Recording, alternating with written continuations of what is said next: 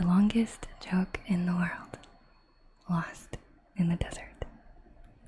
So, there's a man crawling through the desert. He decided to try his SUV and a little bit of a cross-country travel, and had great fun zooming over the Badlands, through the sand, but got lost, hit a big rock, and then he couldn't get it started again. There was no cell phone towers anywhere near, so his cell phone was useless. He had no family. His parents had died a few years before in an auto accident, and his new friends had no idea that he was out here. He stayed with the car for a day or so, but his one bottle of water ran out, and he was getting thirsty. He thought maybe he knew the direction back, now that he'd paid attention to the sun, and thought he'd figured out which way was north, so he decided to start walking.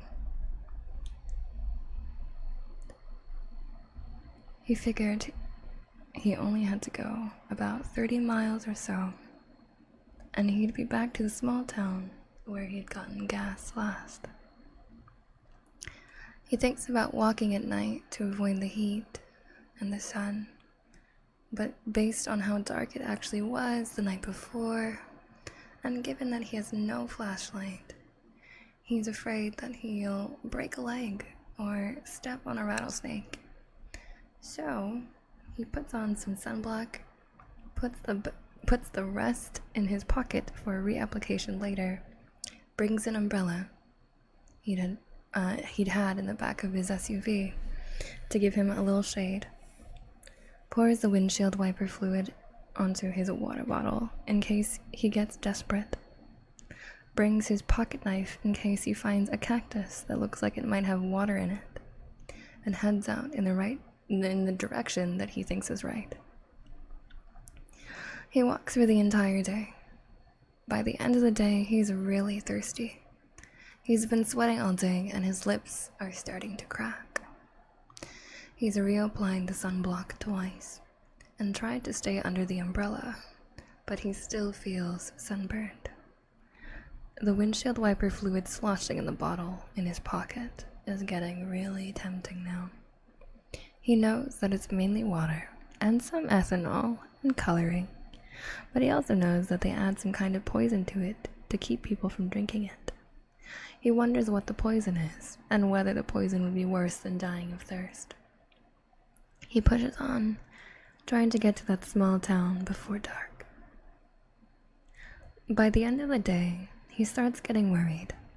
He figures he's been walking at least 3 miles an hour, according to his watch, for over 10 hours. That means that if his estimate was right, that he should be close to the town, but he doesn't recognize any of this. He had to cross a dry creek bed a mile or two back, and he doesn't remember coming through it in the SUV. He figures that maybe he got his direction off just a little, and that the dry creek bed was just off to one side of his path. He tells himself that if he's close, and that after dark he'll start seeing the town lights over one of these hills, and that'll be all that he needs.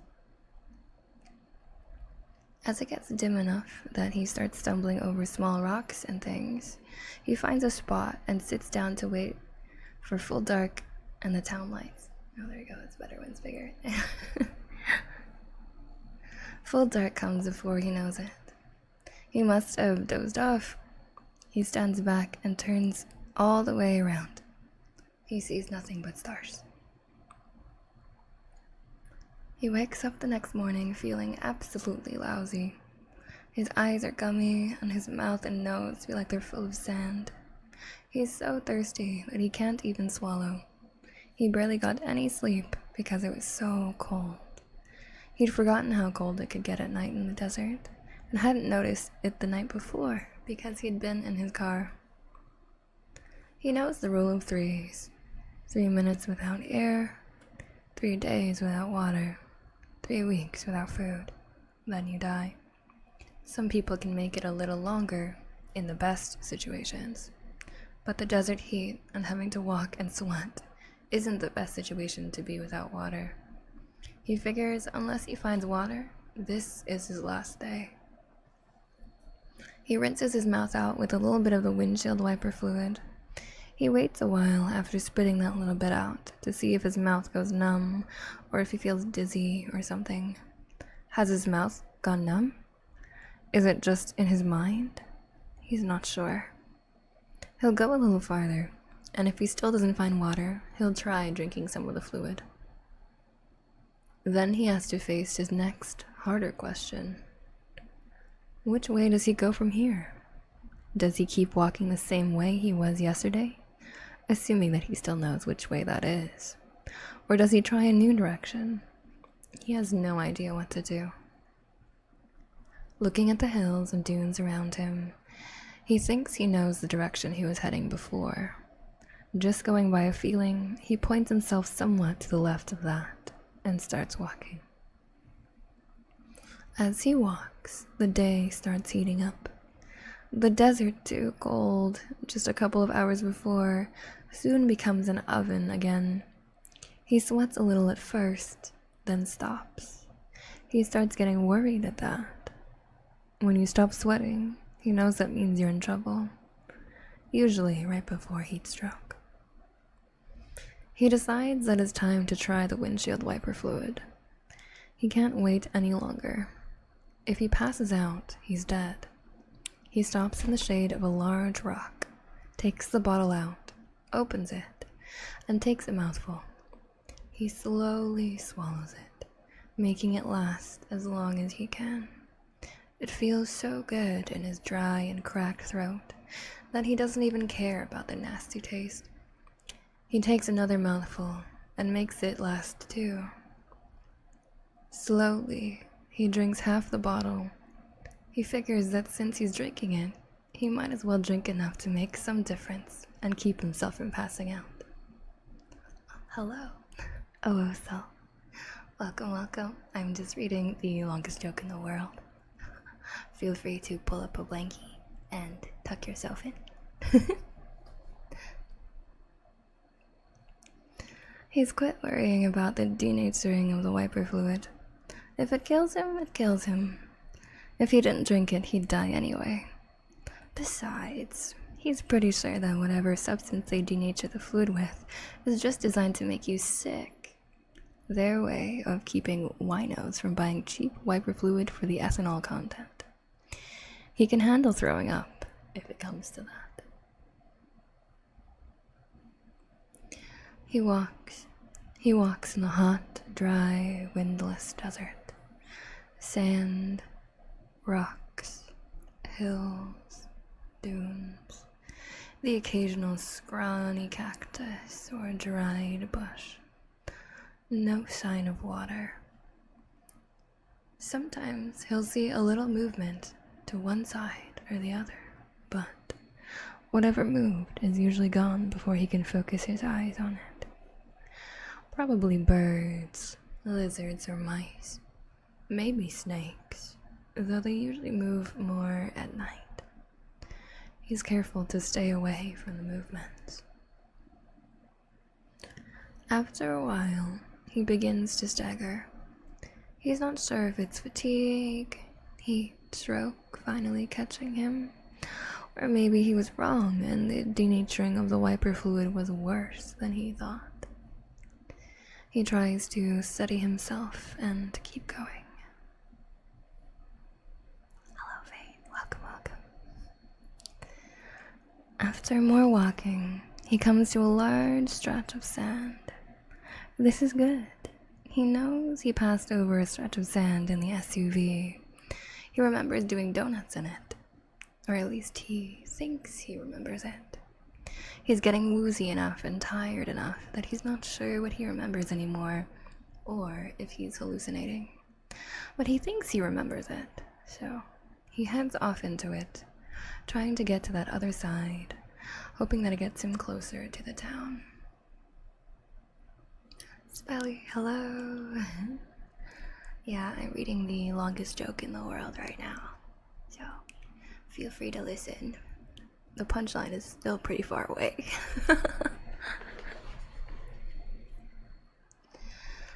He was heading for a town, wasn't he? He thinks he was. He isn't sure anymore. He's not even sure how long he's been walking anymore. Is it still morning?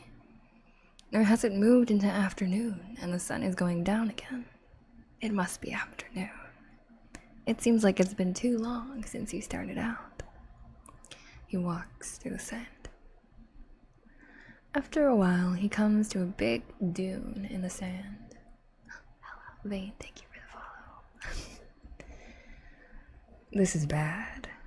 He doesn't remember any dunes when driving over the sand in his SUV, or at least he doesn't think he remembers any. This is bad. But he has no other direction to go. Too late to turn back now. He figures that he'll get back to the top of the dune and see if he can see anything from there that helps him find the town. He keeps going up the dune.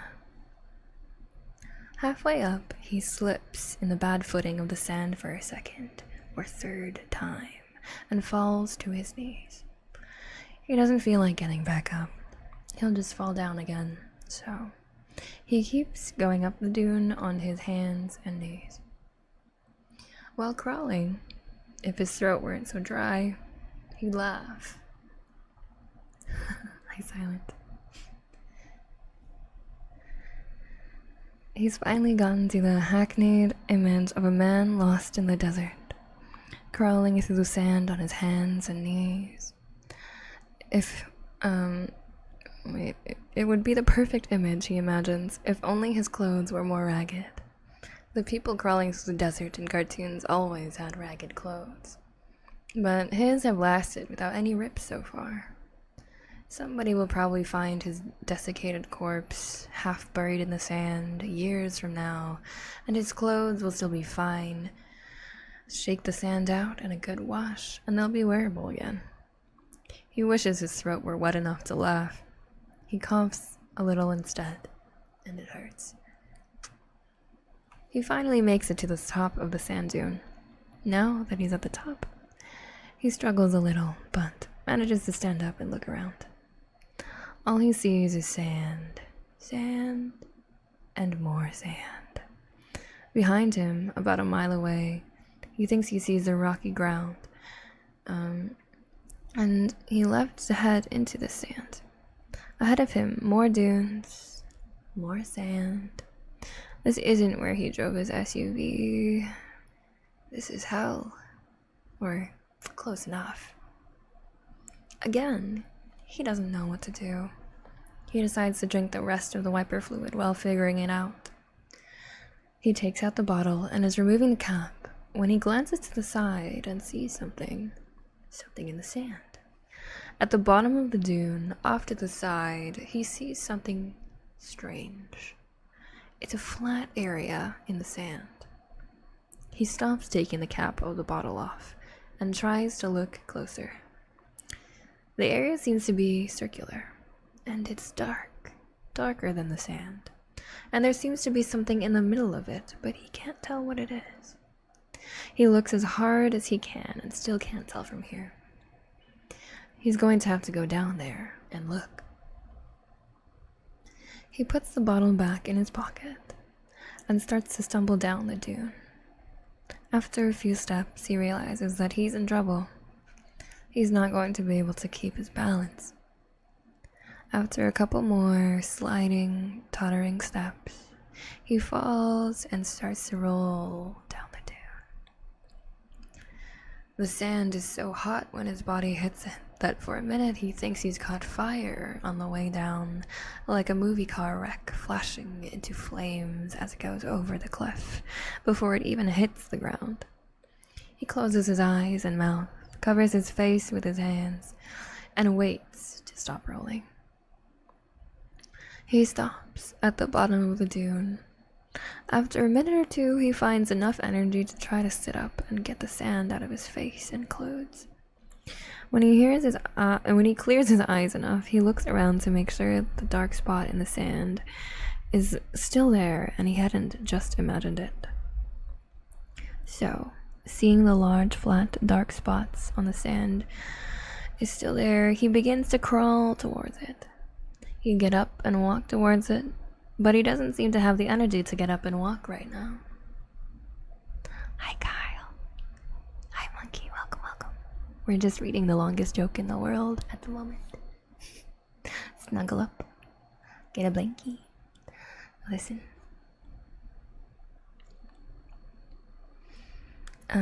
Where was I? Here. He must be in the final stages of dehydration, he figures, as he crawls. If this place in the sand doesn't have water, he'll likely never make it anywhere else. This is his last chance. Start over. No. Basically, there's this man, he's stuck in the desert, he doesn't have any water.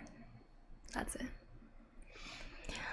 He gets closer and closer, but still can't see what's in the middle of the dark area. His eyes won't quite focus anymore for some reason, and lifting his head to look up takes so much effort that he gives up trying. He just keeps crawling. Finally, he reaches the area he's seen from the dune. It takes him a minute of crawling on it before he realizes that he's no longer on sand. He's now crawling on some kind of dark stone. Stone with some kind of marking on it. A pattern cut into the stone. He's too tired to stand up and try to see what the pattern is, so he just keeps on crawling. He crawls towards the center, where his blurry eyes still see something in the middle of the dark stone area. His mind, detached in a strange way, notes that either his hands and knees are so burnt by the sand that they no longer feel pain, or that this dark stone in the middle of the burning desert with a pounding, punishing sun overhead doesn't seem to be hot. It almost feels cool. He considers lying down on the nice, cool surface. Cool, dark stone. Not a good sign. He must be hallucinating this. He's probably in the middle of a patch of sand, already lying face down and dying, and just imagining this whole thing. A desert mirage. Soon the beautiful women carrying pitchers of water will come and start giving it to him. He'll then know that he's gone. He decides against laying down on the cool stone. If he's going to die here in the middle of this hallucination, he at least wants to see what's in the center before he goes, so he keeps crawling. It's the third time that he hears the voices before he realizes that's what he's hearing. He would swear that someone just said, "Greetings, traveler. You do not look well. Do you hear me?" Oh, thank you for that, Pops. Hi, Kira. Thank you. He stops crawling. He tries to look up from where he is on his hands and knees, but it's too much effort to lift his head. So he tries something different. He leans back and tries to sit up on the stone. After a few seconds, he catches his balance, avoids falling on his face, sits up, and tries to focus his eyes. Blurry. He rubs his eyes with the back of his hand and tries again. Better this time. Yep. He can see. He's sitting in the middle of a large, flat, dark expanse of stone. Directly next to him, about 3 feet away, is a white post or pole about 2 inches in diameter and sticking up about 4 or 5 feet out of the stone at an angle. And wrapped around this white rod, tail with a rattle on it hovering and seeming to be ready to start rattling, is what must be a 15-foot long desert diamondback rattlesnake looking directly at him. He stares at the snake in shock. He doesn't have the energy to get up and run away. He doesn't even have the energy to crawl away. This is it. His final resting place. No matter what happens, he's not going to be able to move from this spot. Well, At least dying from a bite from this monster should be quicker than dying of thirst. He'll face his end like a man. He struggles to sit up a little straighter. The snake keeps watching him. He lifts one hand and waves it in the snake's direction feebly. The snake watches the hand for a moment, then goes back to watching the man, looking into his eyes. Maybe the snake had no interest in biting him. It hadn't rattled yet. That was a good sign. Maybe he wasn't going to die of a snake bite after all. He then remembers that he'd looked up when he'd reached the center here because he thought he'd heard a voice. He was still very woozy. He was likely to pass out soon. The sun still beat down on him even though he was now on a cool stone. He didn't have anything to drink, but maybe he had actually heard a voice. The stone didn't look natural, nor did that white post sticking up out of the stone. Someone had to have built this. Maybe they were still nearby. Maybe that was who talked to him. Maybe the snake was even their pet, and that's why it wasn't biting. He tries to clear his throat to say hello, but his throat is too dry. All that comes out is a coughing or wheezing sound. There's no way he's going to be able to talk without something to drink. He feels his pocket, and the bottle with the wiper fluid is still there. He shakily pulls the bottle out, almost losing his balance and falling on his back in the process. This isn't good. He doesn't have much time left, by his reckoning, before he passes out. He gets the lid off the bottle and manages to get the bottle to his lips. He pours out some of the fluid into his mouth. He sloshes it around and then swallows it. He coughs a little. His throat feels better. Maybe he can talk now. He tries again. Ignoring the snake, he turns to look around him, hoping to spot the owner of this place, and croaks out, "Hello? Is anyone there?" He hears from his side, "Greetings. What is it that you want?"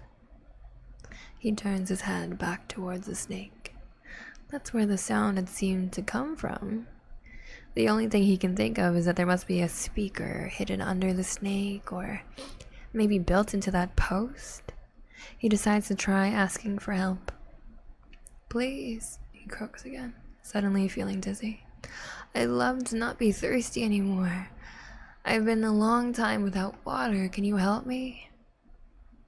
Looking in the direction of the snake, hoping to see where the voice was coming from this time, he is shocked to see the snake rear back, open its mouth, and speak.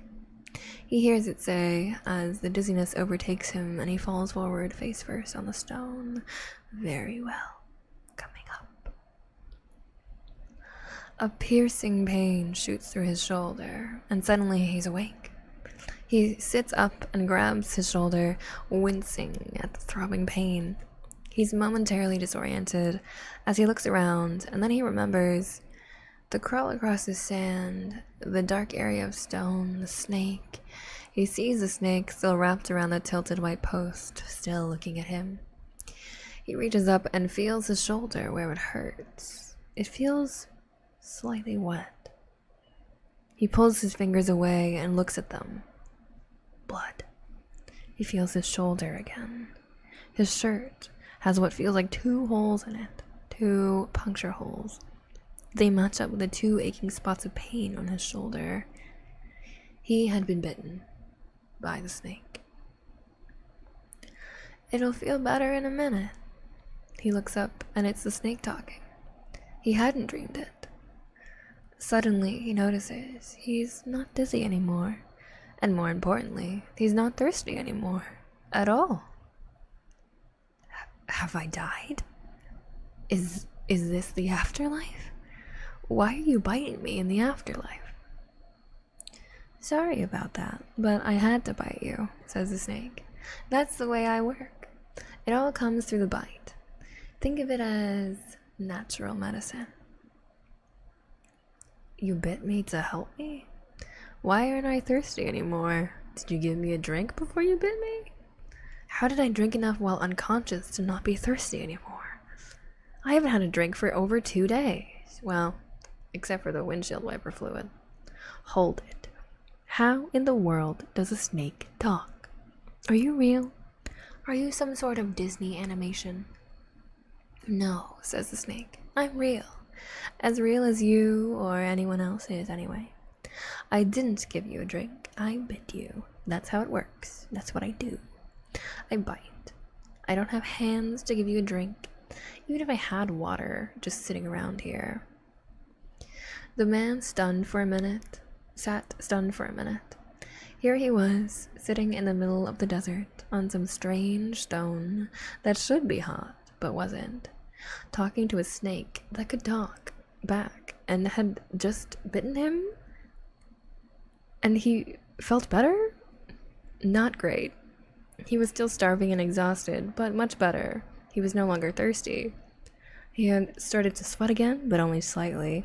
He felt hot in the sun, but it was starting to get lower in the sky, and the cool stone beneath him was a relief. He could notice now that he was no longer dying of thirst.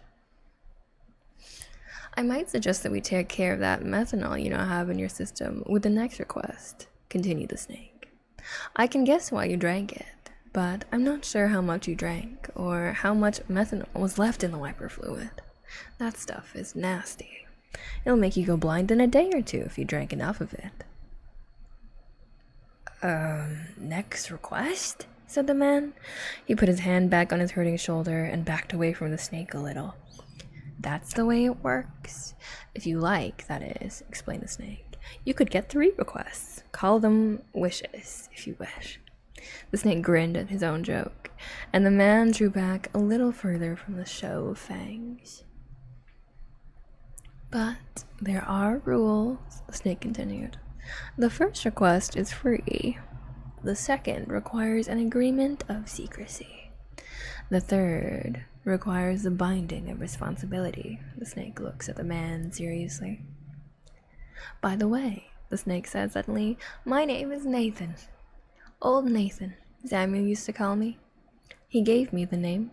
Before that, most of the bound used to just call me Snake, but that got old and Samuel wouldn't stand for it. He said that anything that could talk needed a name. He was big into names. You can call me Nate, if you wish. Again, the snake grinned. Sorry if I don't offer to shake, but I think you can understand. My shake sounds somewhat threatening. The snake gives his rattle a little shake.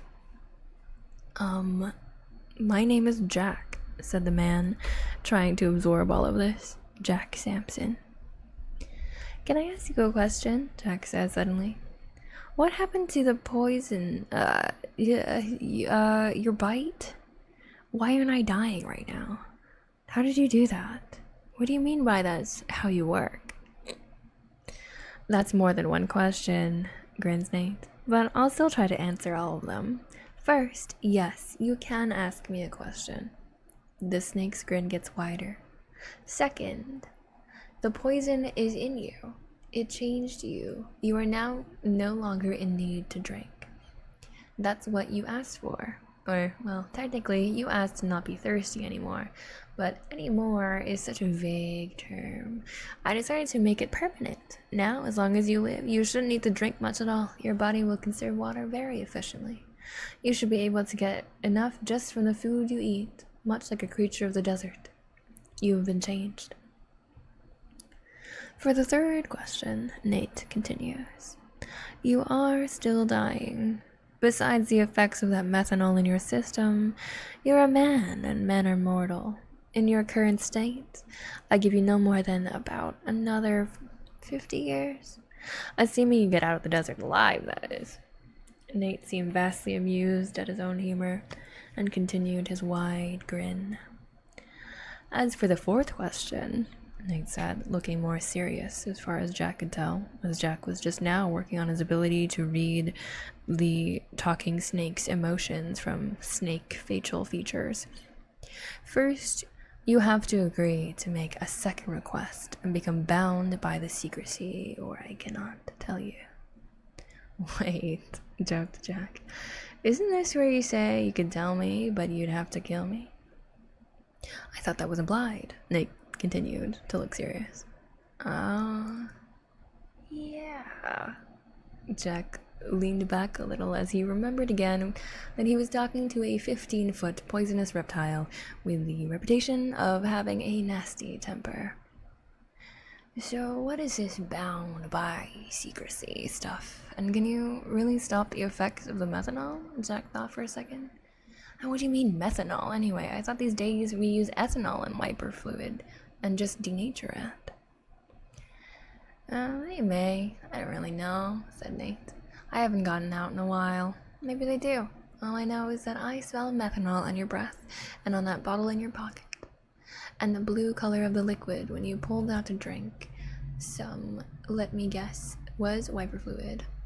I assume that they still color wiper fluid blue? Yeah, they do, said Jack. I figured, replied Nate. As for being bound by secrecy, with the fulfillment of your next request, you will be bound to say nothing about me, this place, or any of the information I will tell you after that, when you decide to go back out to your kind. You won't be allowed to talk about me, write about me, use sign language, raise, or even act in a way that will lead someone to guess correctly about me. You'll be bound to secrecy. Of course, I'll also ask you to promise not to give me away, as I'm guessing that you're a man of your word. You'll never test the binding anyway, so you won't notice, he said the last part with utter confidence. Jack, who had always prided himself on being a man of his word, felt a little nervous at this. Hey, Nate? Who are you? How did you know all that? And are you, omniscient or something? Well, Jack, said Nate, sadly I can't tell you that unless you make the second request. Nate looked away for a minute, then looked back. Well, okay, said Jack. What is this about a second request? What can I ask for? Are you allowed to tell me that? Sure, said Nate, brightening. You're allowed to ask for changes. Changes to yourself. They're like wishes, but they can only affect you. Oh, and before you ask, I can't give you immortality or omniscience or omnipresence for that matter, though I might be able to make you gaseous and yet remain alive. Then you can spread through the atmosphere and sort of be omnipresent, but what good would that be? You still wouldn't be omniscient, and thus still could only focus on one thing at a time. Sorry, not very useful, but at least in my opinion. Nate stopped when he realized that Jack was staring at him. Well, anyway, continued Nate, I'd probably suggest giving you permanent good health. It would negate the methanol now in your system, and you'd be immune to most poisons and diseases, and you'd tend to live a very long life, barring accident, of course. And you'll even have a tendency to recover from accidents. Well, it always seemed like a good choice for a request to me. Cure the methanol poisoning? Yeah, said Jack. And keep me healthy for a long time? It doesn't sound that bad. And it has to be a request about a change to me? I can't ask to be rich, right? Because that's not really a change to me. Right, nodded Nate. Can I ask to be a genius and permanently healthy? Jack asked, hopefully. That takes 2 requests, Jack. Yeah, figured so, said Jack. But I could ask to be a genius. I could become the smartest scientist in the world, or the best athlete. Well, I could make you very smart, admitted Nate, but that wouldn't necessarily make you the best scientist in the world. Or I could make you very athletic, but it wouldn't necessarily make you the best athlete either. You've heard the saying that 99% of genius is hard work. Well, there's some truth to that. I can give you the talent, but I can't make you work hard. It all depends on what you decide to do with it. Said Jack. Okay, I think I understand. And I get a third request after this one? Maybe, said Nate. It depends on what you decide then. There are more rules for the third request that I can only tell you about after the second request. You know how it goes. Nate looked like he was shrugging if he had shoulders. Okay, well, since I'd rather not be blind in a day or two, and permanent health doesn't sound bad, then I consider that my second request, officially. Do I need to sign in blood or something? No, said Nate. Just hold out your hand. Or heel, Nate grinned. Or whatever part you want me to bite. I have to bite you again. Like I said, that's how this works. The poison, you know, Nate said apologetically. Jack winced a little and felt his shoulder where the last bite was. Hey, it didn't hurt anymore. Just like Nate had said, that made Jack feel better about the biting business. But still, standing while a 15-foot snake sunk its fangs into you. Jack stood up, ignoring how good it felt to be able to stand again, and the hunger starting to gnaw at his stomach. Jack tried to decide where he wanted to get bitten. Despite knowing that it wouldn't hurt for long, he knew it wasn't going to be easy. Hey, Jack, Nate suddenly said, looking past Jack towards the dunes behind him. Is that someone else coming up over here? Jack spun around and looked. Who else could be out there in the middle of nowhere? And did they bring food? Well, wait a minute. There was nobody over there. What was Nate? Jack let out a bellow as he felt two fangs sink into his rear end, through his jeans. Jack sat down carefully, favoring his more tender buttock. I would have decided eventually, Nate. I was just thinking about it. You didn't have to hoodwink me like that.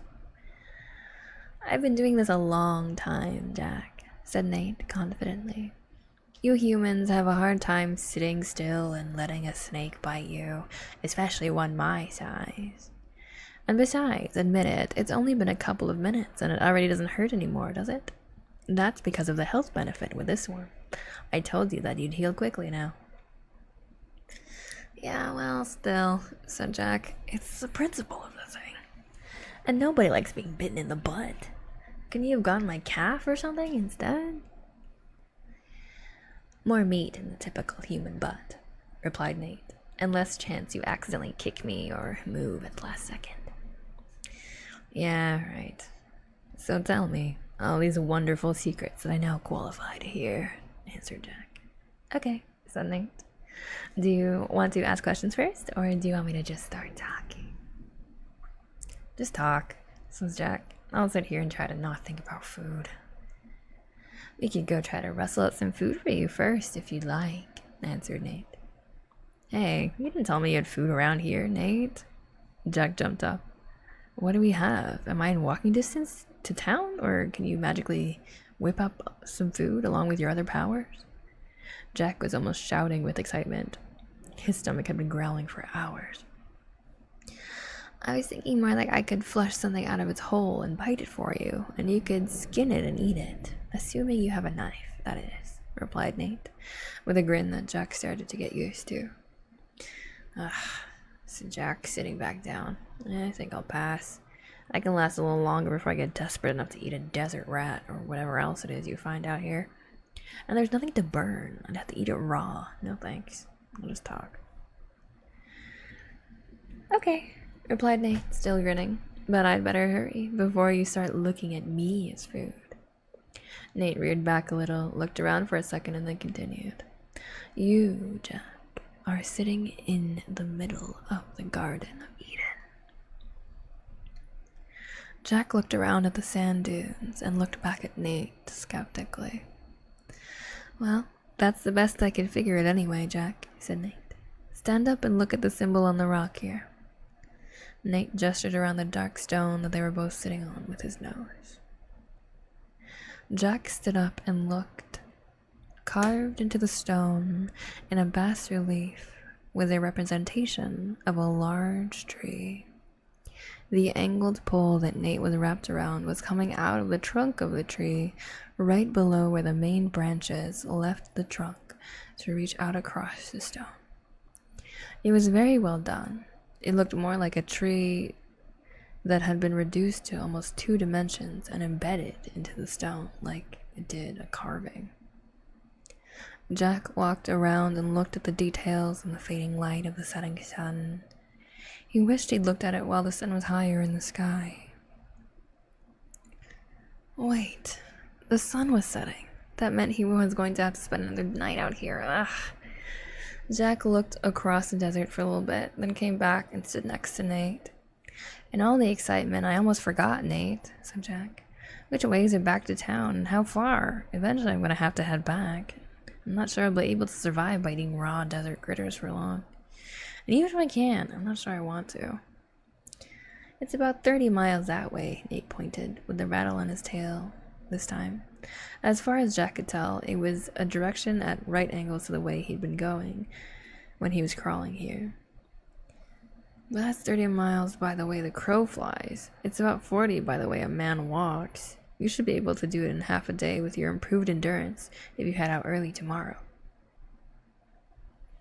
Jack looked out the way the snake had pointed for a few seconds more and then sat back down. It was getting dark. Not much he could do about heading out right now. And besides, Nate was just about to get the interesting stuff. Garden of Eden? As best as you can figure it? That's what we heard said. Yeah, this is the joke. It is very long, as I said. It is the longest joke in the world. I think we're about a third of the way through.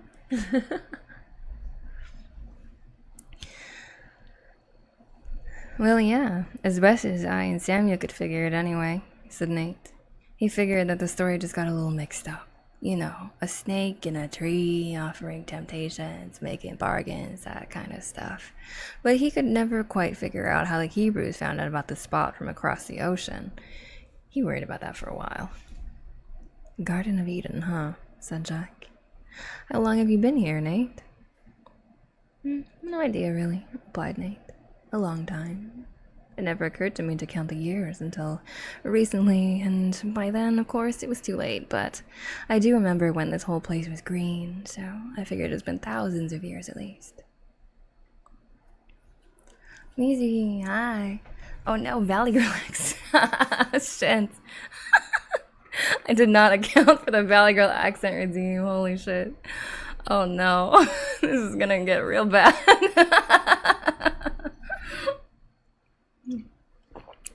But yeah, the story is about a desert and him being thirsty, so I am pretty thirsty, thank you. I'm gonna do that. Yeah. I've been talking to my parents. The first thing I do is make it. Yeah, I know. What the hell? What the hell? You come into my chat. You forced me to do a Valley Girl accent. Alright, alright. Hold on. Let me just drink first and I'll start. Okay, okay.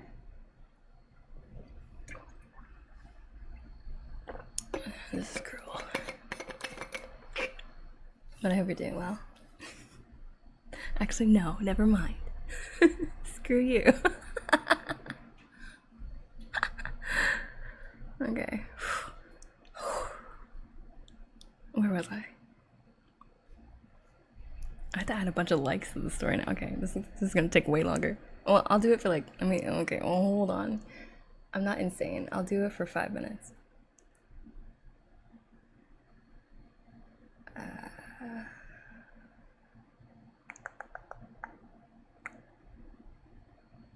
my god.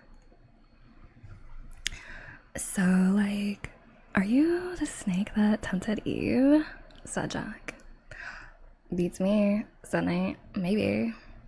I can't remember if the first one of your kind that walked into this was female or not. And I never got a name, but it could have been. And I suppose she could have like considered my offer to grant request as a temptation, though I rarely had refusal.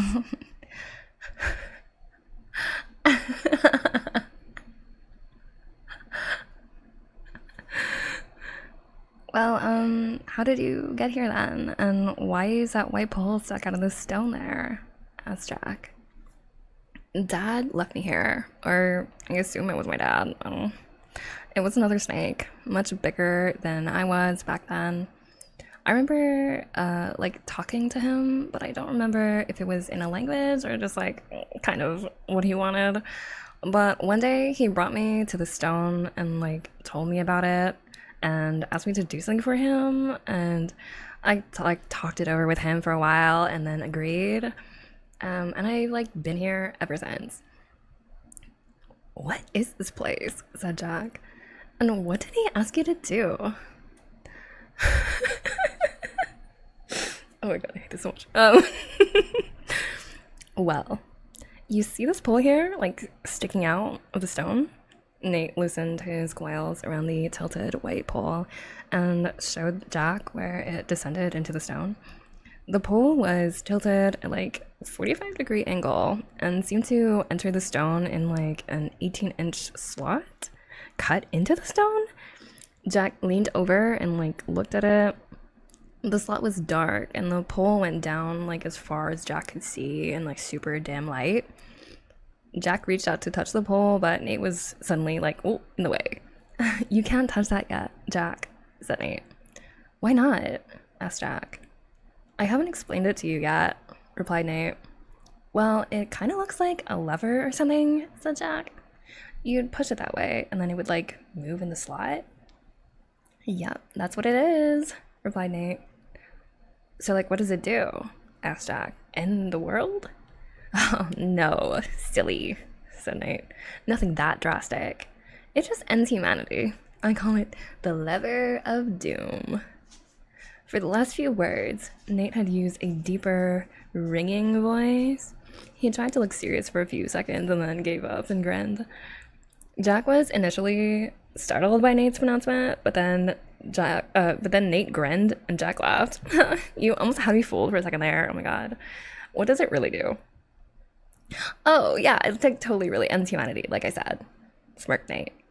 I just thought the voice I used was kind of funny, didn't you? Nate continued to grin. The lever to end humanity? Asked Jack. What in the world is that for? Why would anyone need that to end humanity? Well, replied Nate, I get the idea that maybe humanity was an experiment, or like, I don't know, maybe the big guy just thought, what if humanity started doing like really bad? There should be some kind of like way to like end it. I'm not really sure, I don't know, but all I know is that there are the rules and the guesses that Samuel and I had about why's here, but I didn't think to ask back when I started, so, you know, whatever.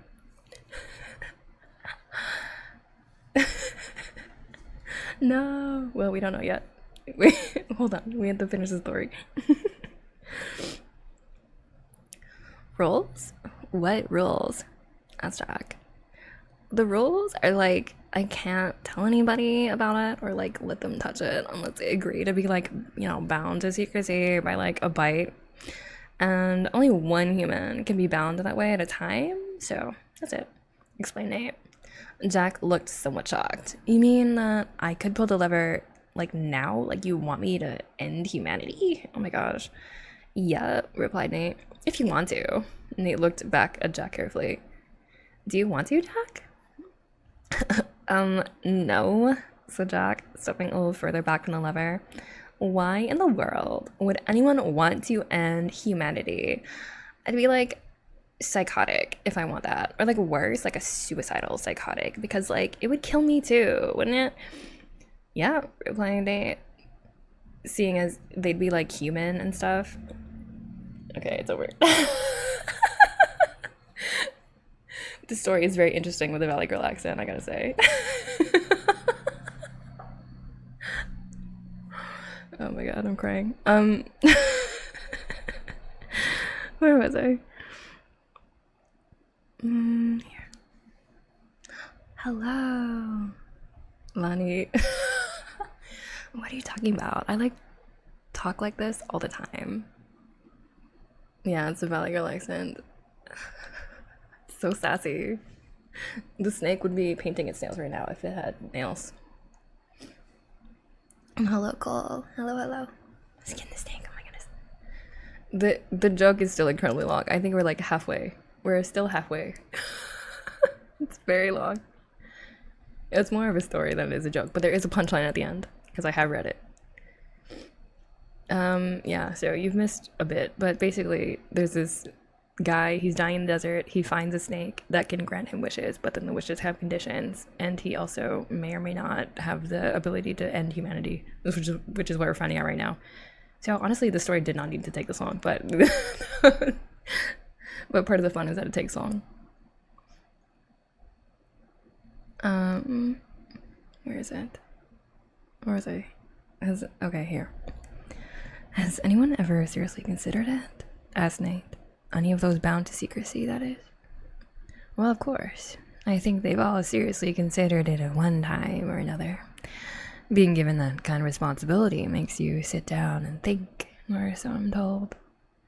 Samuel considered it several times.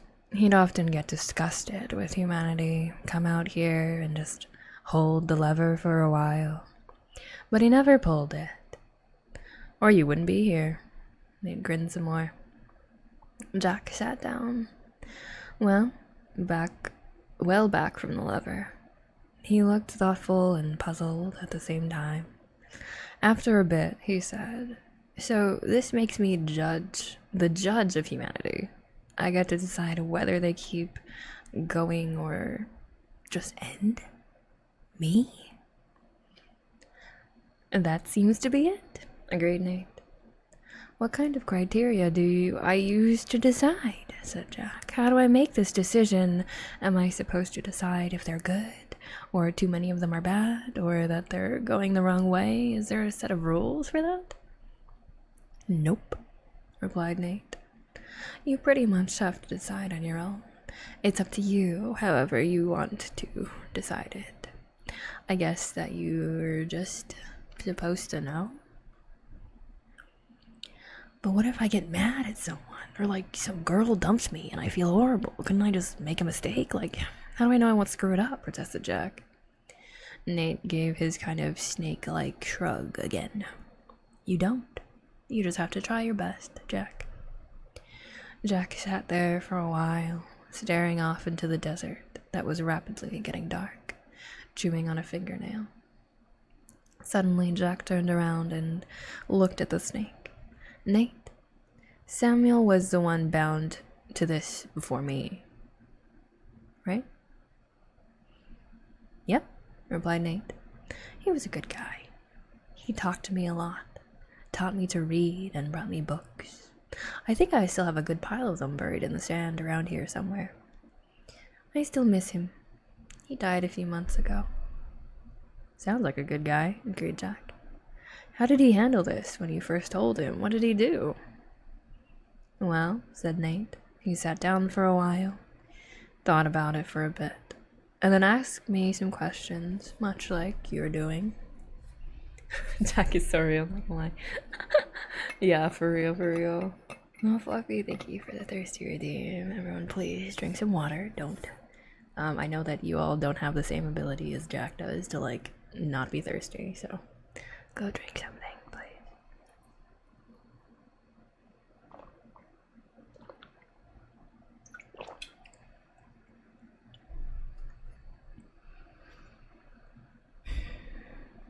What did he ask you, if you're allowed to tell me? Asked Jack. He asked me about the third request, replied Nate. Aha! It was Jack's turn to grin, and what did you tell him? I told him the rules for the third request, that to get the third request, you have to agree to this whole thing. That if ever comes to a point that you really think that humanity should be ended, that you should come here and end it. You won't avoid it, and you won't wimp out. Nate looked serious again. And you'll be bound to do it, to Jack. Jack looked back out into the darkness for a while. Nate watched him, waiting. Nate, continued Jack. Quietly, eventually. What did Samuel ask for this third request?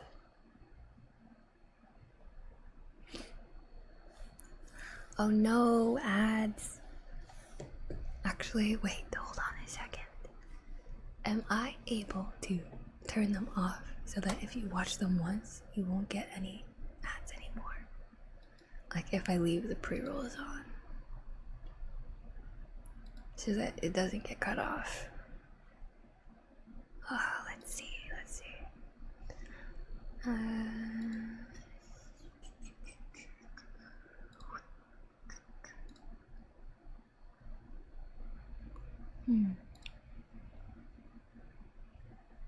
where it is anymore in the new layout.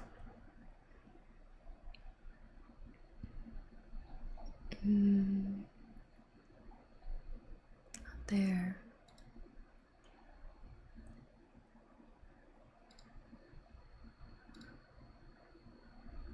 Is it here? Not here.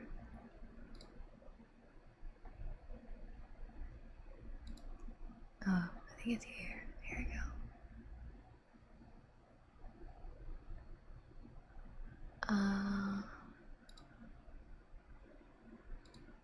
Okay, if I uncheck it.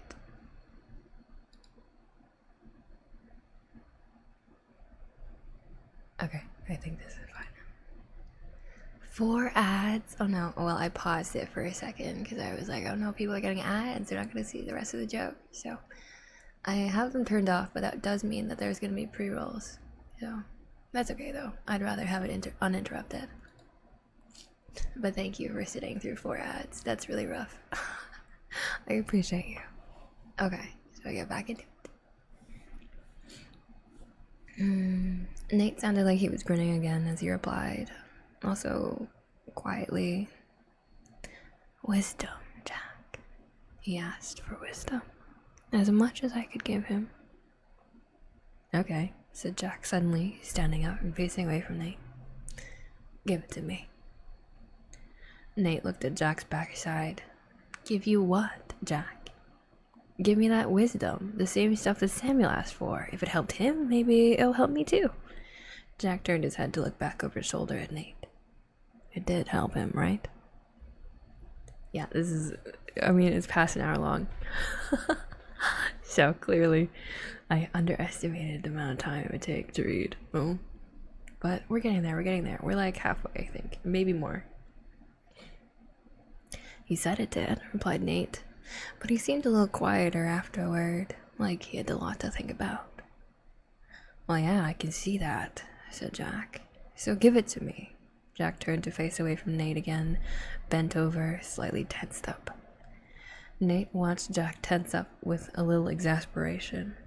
If he bit Jack now, Jack would likely jump out of his skin and maybe hurt them both. You'll remember that you'll be bound to destroy humanity if it ever looks like it needs it, right, Jack? Asked Nate, shifting position. Yeah, I got that, replied Jack, eyes squeezed tightly shut and body tense, not noticing the change in direction of Nate's voice.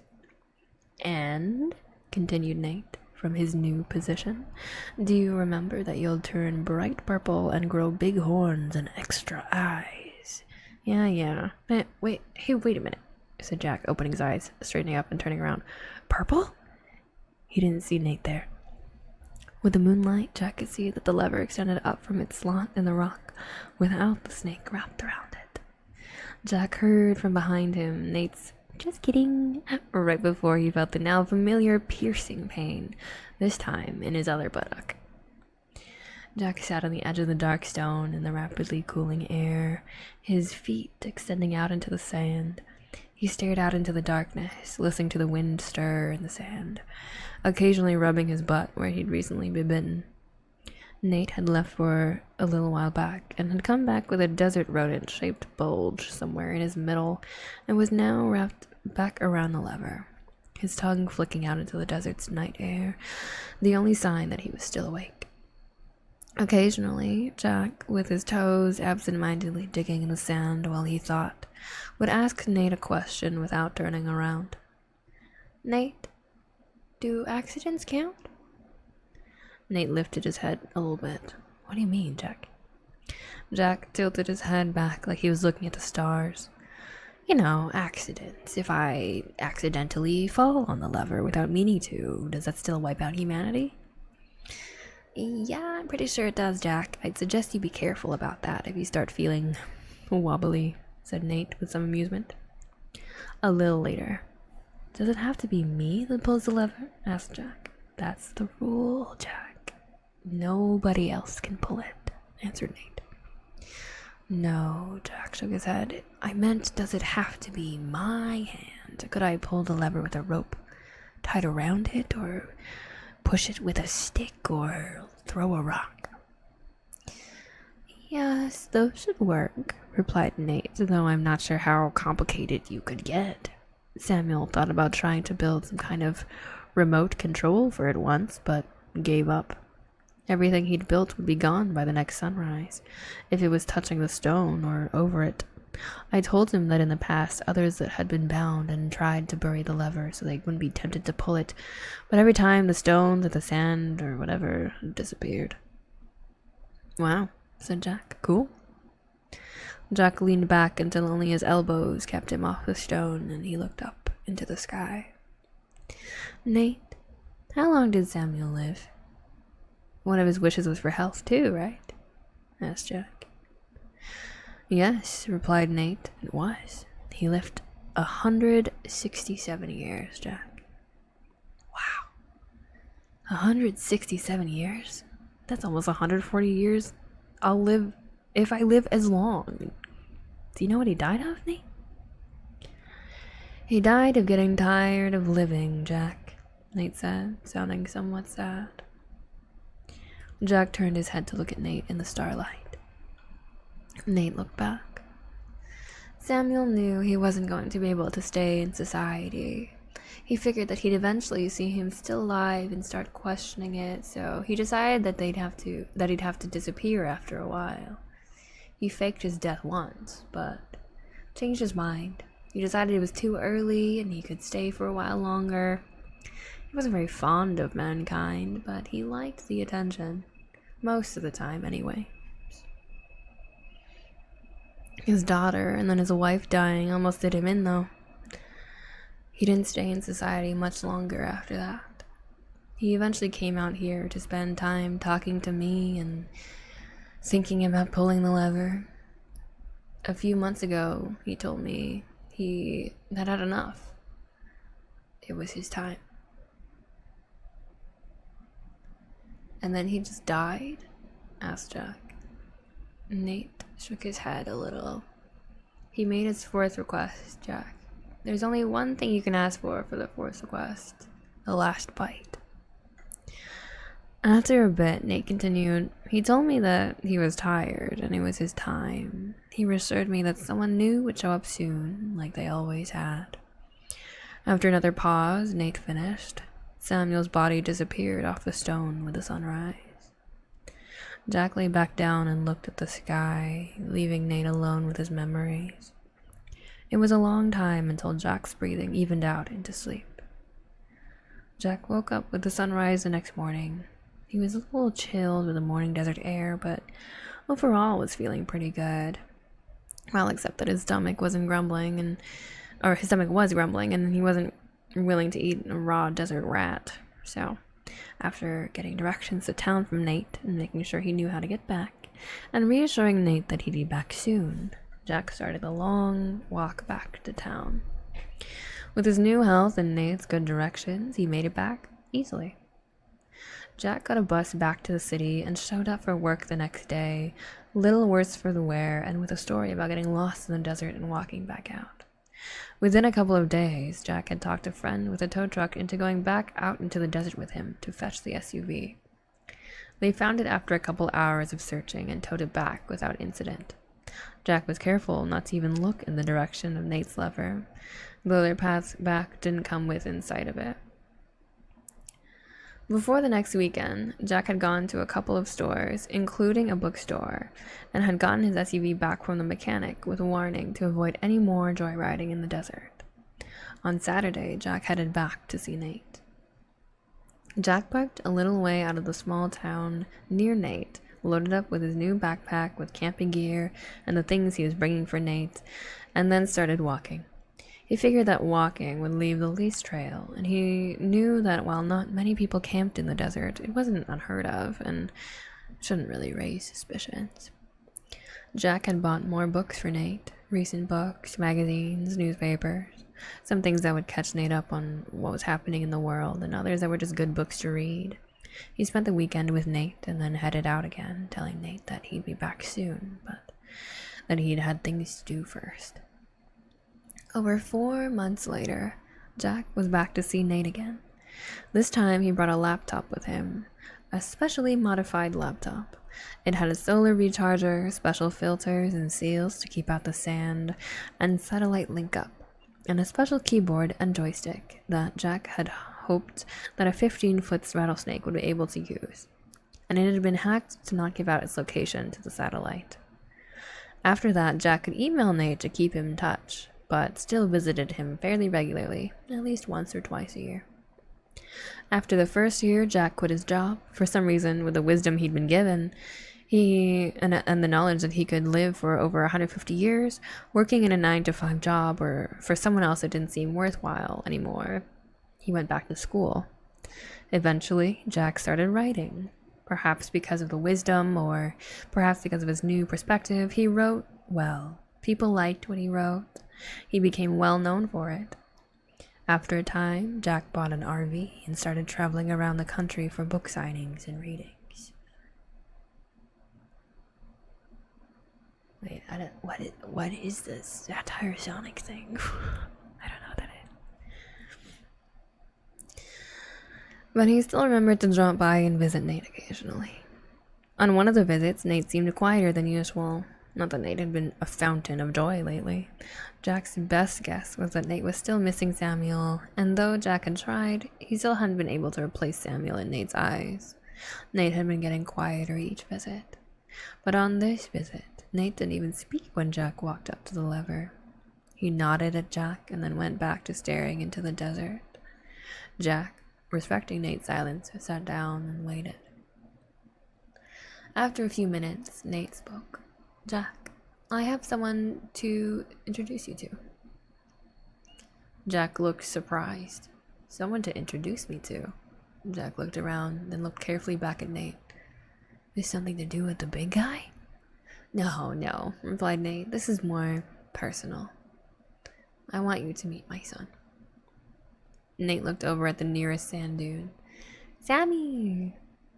Jack watched as a 4-foot-long desert rattlesnake crawled from behind the dune and up the stone base of the lever.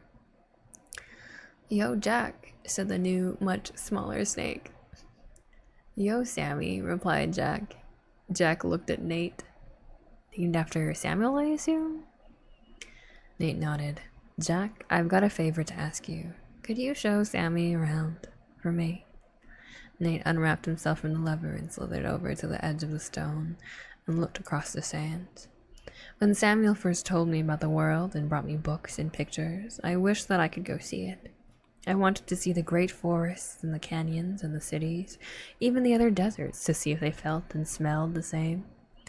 I want my son to see and have that chance to see the world before he becomes bound here like I've been.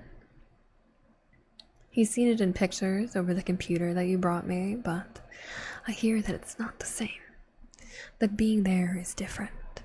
I want him to have that. Do you think you can do that for me, Jack? Jack nodded. This was obviously very important to Nate, so Jack didn't even joke about taking a talking rattlesnake out to see the world. Yeah, I can do that for you, Nate. Is that all you need? Jack could sense that there was something more. Nate looked at Sammy. Sammy looked back at Nate for a second and then said, Oh yeah, I've gotta go pack. Back in a little bit, Jack. Nice to meet ya. Sammy slithered back over the dune and out of sight. Nate watched Sammy disappear and then looked back at Jack. Jack, this is my first son, my first offspring through all the years. You don't even want to know what it took for me to find a mate. Nate grinned to himself. But anyway, I had a son for a reason. I'm tired. I'm ready for it to be over. I need a replacement. Jack considered this for a minute. So you ready to come see the world and you wanted him to watch the lever while you were gone? Nate shook his head. No, Jack. You're a better guesser than that. You've already figured it out. I'm bound here. There's only one way for me to leave here, and I'm ready. It's my time to die. Jack looked more closely at Nate. He could tell Nate had thought about this, probably for quite a while. Jack had trouble imagining what it would be like to be as old as Nate, but Jack could already tell that in another 100 or 200 years he might be getting tired of life himself. Jack could understand Samuel's decision, and now Nate's, so all Jack said was, "What do you want me to do?" Nate nodded. "Thanks, Jack. I only want two things. One, show Sammy around the world. Let him get his fill of it until he's ready to come back here and take over. And two, give me the fourth request. I can't just decide to die, not any more than you can. I won't even die of old age like you eventually will, even though it'll be a long time from now. I need to be killed. Once Sammy is back here, ready to take over, I'll be able to die, and I need you to kill me. I've even thought about how. Poisons and other drugs won't work on me, and I've seen pictures of snakes that were shot. Some of them live for days, so that's how too. So I want you to bring back a sword."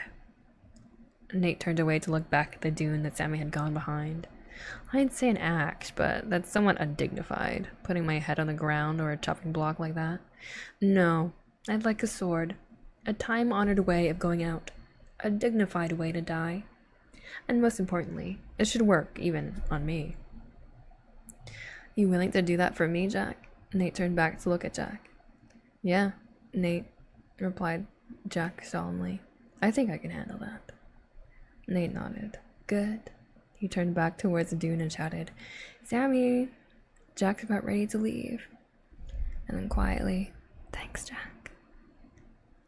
Jack didn't have anything to say to that, so he waited for Sammy to make it back to the lever, nodded to him, nodded a final time to Nate, and then headed into the desert with Sammy following. Over the next several years, Sammy and Jack kept in touch with Nate through email as they went about their adventures. They made a goal of visiting every country in the world and did a respectable job of it. Sammy had a natural gift for languages, as Jack expected he would, and even ended up acting as a translator for Jack in a few of the countries. Hello, Defo Human.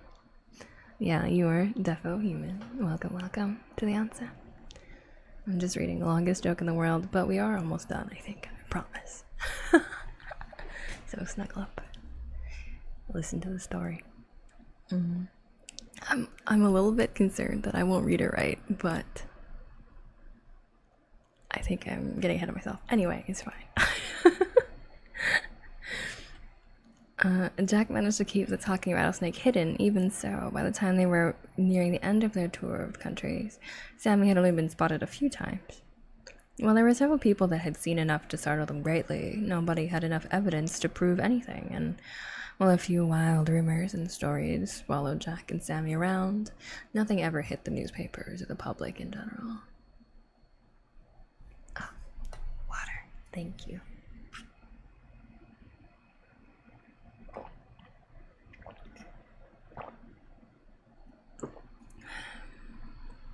Everybody also hydrate. When they finished the tour of countries, Jack suggested that they try some undersea diving. They did. And spelunking, they did that too. Sammy finally drew the line at visiting Antarctica. He'd come to realize that Jack was stalling. After talking to his dad about it over email, he figured out that Jack probably didn't want to have to kill Nate. Nate told Sammy that humans could be squeamish about killing friends and acquaintances. So Sammy eventually put his tail down, as he didn't have a foot, and told Jack that it was his time. He was ready to go back and take up his duties from his dad. Jack delayed it a little more by insisting that they go back to Japan to buy an appropriate sword. He even stressed it a little more by getting lessons in how to use the sword, but eventually he learned as much as he was likely to without dedicating his life to it, and was definitely competent enough to take the head off of Snake. It was time to head back and see Nate.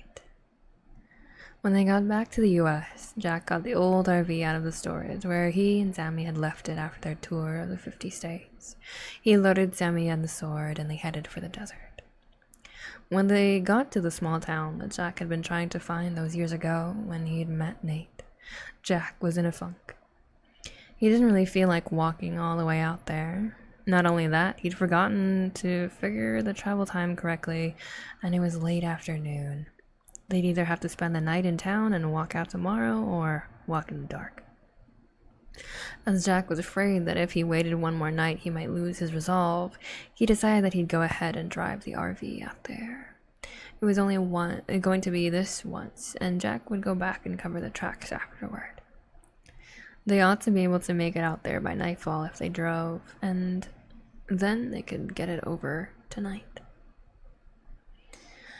Jack told Sammy to email Nate that they were coming as he drove out of sight of town on the road. He then pulled off the road and headed off into the desert. Everything went well until they got to the sand dunes. Jack had been nursing the RV along the whole time, over the rocks, through the creek beds, revving the engine a few times. They almost got stuck. When they came to the dunes, Jack didn't really think about it, but just downshifted and headed up the first one. By the third dune, Jack had started to regret that he decided to try driving the RV on the sand. The RV was fishtailing and losing traction. Jack was having to work it up each dune slowly and was trying to keep it from losing control each time they came to the top and slid down the other side. Sammy had come up to sit in the passenger seat, coiled up and laughing at Jack's driving. As they came over the top of the fourth dune, the biggest one yet, Jack saw that this was the final dune. The stone, the lever, and somewhere Nate waited below. Jack put on the brakes, but he'd gone a little too far. The RV started slipping down the other side. Jack tried turning the wheel, but he didn't have enough traction. He pumped the brakes, but no response. They started sliding down the hill faster and faster. Jack felt a shock go through him as he suddenly realized that they were heading for the lever. He looked down. The RV was directly on course for it. If Jack didn't do something, the RV would hit it. He was about to end humanity. Jack steered more frantically, trying to get traction. It still wasn't working. The dune was too steep and the sand too loose. In a split second, Jack realized that his only chance would be once he hit the stone around the lever. He should have traction on the stone for just a second before he hit it, and he wouldn't have time to stop, but he should be able to steer it away. Jack took a better grip on the steering wheel and tried to turn the RV a little bit. Every little bit would help. He'd just have to time his turn just right. The RV got to the bottom of the dune, sliding at an amazing speed in the sand. Just before they'd reached the stone, Jack looked across it to check that they were still heading for the lever. They were, but Jack noticed something else that he hadn't seen from the top of the dune. Nate wasn't wrapped around the lever. He was off to the side of the lever, but still on the stone, waiting for them. The problem was, he was waiting on the same side of the lever that Jack had picked to steer towards to avoid the lever. The RV was already starting to drift away, and that in his little mad rush across the sand, that there was no way that Jack was going to be able to go around the lever to the other side. Jack had an instant of realization. He was either going to have to hit the lever or run over Nate. He glanced over at Sammy and saw that Sammy had realized the same thing. Oh no, we're finally at the end. Okay, sorry.